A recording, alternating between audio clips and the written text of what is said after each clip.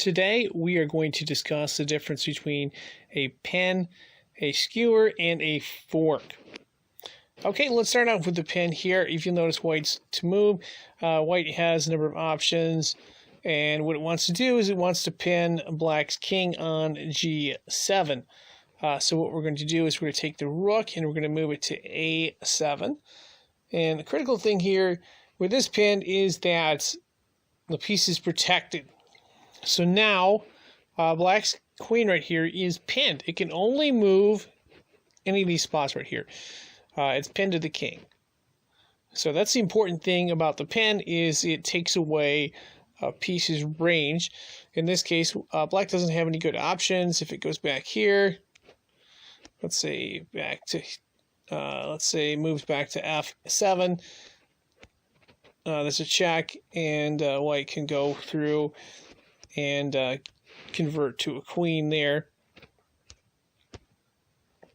Now, of course, if black decides in this spot, instead of going backwards, it decides to just go ahead and capture, which removed the pin, well, white can recapture right here, and then white can win the queen and take a material advantage as well. Now let's take a look at how a soft pen would work. Again, we're going to take the same rook and move it to A7 in this example right here.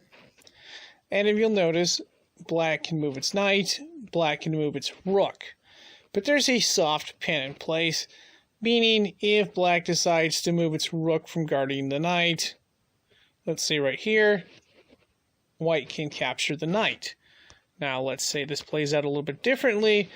Let's say black decides to take the knight and capture this pawn right here.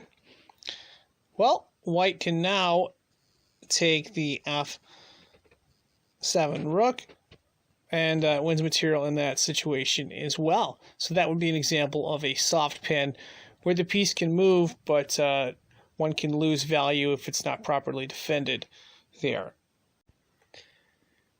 Another important part about pens is that, like I said, the pieces can't move to defend.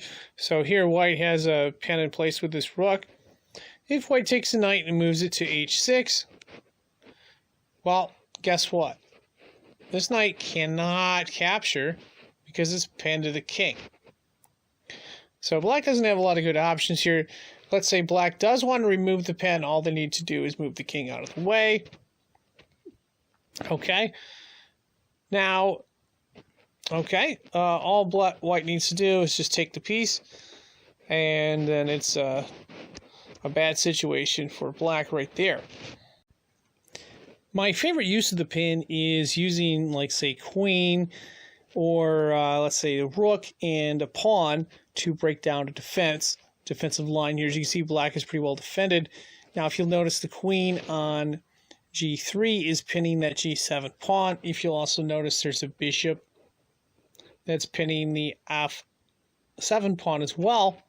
What we're going to do is we're going to take this pawn and move forward to H6. Okay.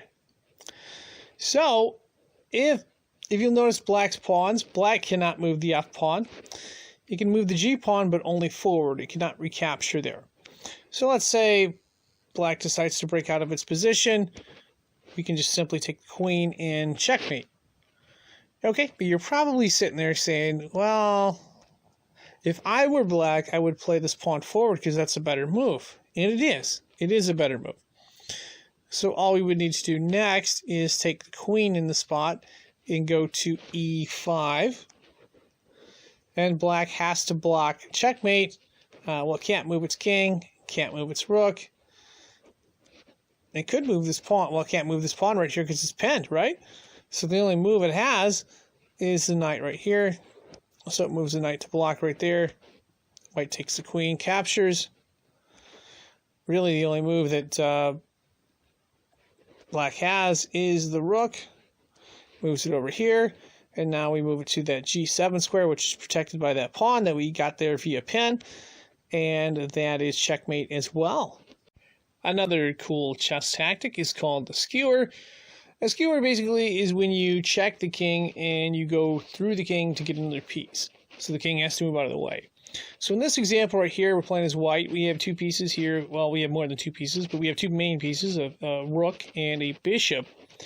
And we can skewer the king in two different ways. So one way we can do is we can take the bishop and move it to g3 right there. That puts the king in check. King has to move. Really, that's the only option. It can't move any of the other pieces. And if you'll notice, this rook right here is getting skewered through the king. So let's say the king moves out here. Or let's say the king decides to move forward here by 1. Okay, we skewer that. And that's one scenario right there. Another option right here, if you notice this position, there's actually a better, even better move, and we can skewer the king to the queen. So if we take this rook right here and we move it to c1, that puts the king in check. King has to move out of the way, and that's really the only option. Can't move the queen, can't move the rook. King has to move out of the way. Let's say it goes back here.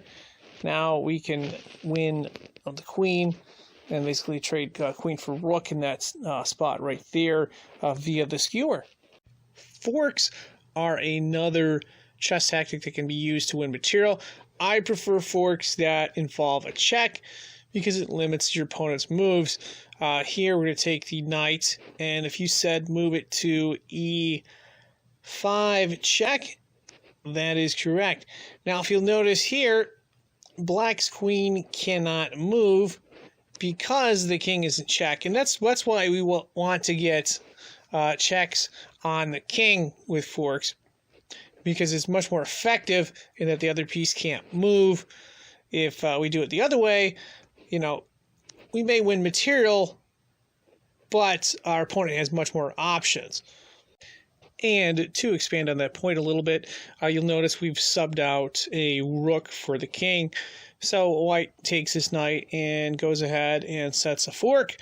But unfortunately for white, if you'll notice, black can still move its queen, black can still move its rook. So basically all black needs to do is take the rook and move it to e4 check, to which white's king only has 3 options there, and then black gets out of the fork that way. One can also get a fork using a pawn.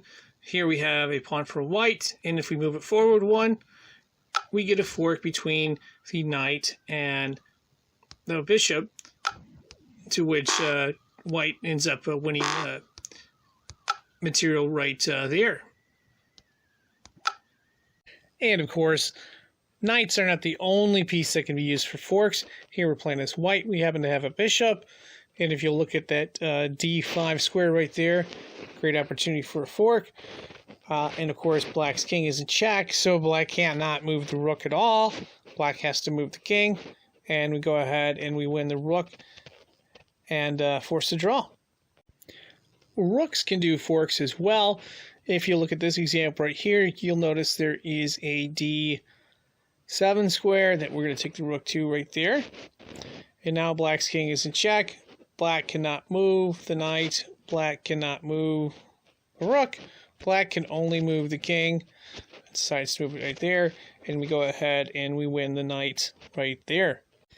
And of course, forks are also possible with the queen.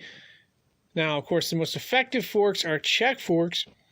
In this situation right here, we don't want to go to h5, as, yes, we can put them in check, but, this piece is protected by the queen, so that would be a bad exchange there.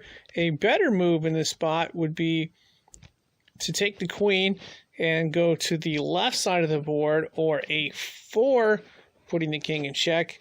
Yes, black can block, but if you'll notice, the knight on d4 is not guarded. We can simply get it that way. So the queen is very effective at getting forks. We'll take a look at another in-game scenario for the queen getting check forks.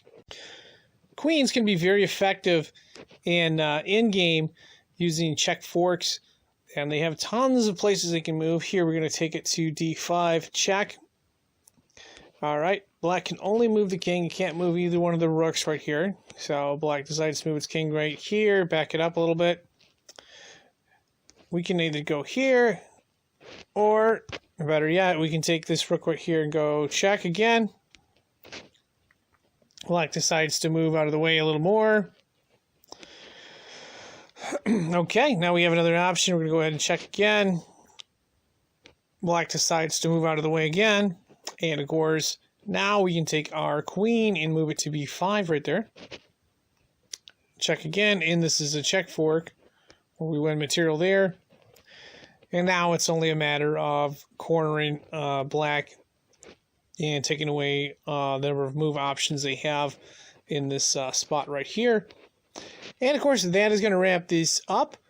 I am signing out. If you're looking for more tips on chess, be sure to check out the link in the description below for a playlist, as there's 3 different playlists on here with all kinds of tips and some mate in 5, mate in 2, mate in 3 problems. It's pretty cool. Anyway, that's going to wrap this up. I am signing out. Thanks for watching, and good luck.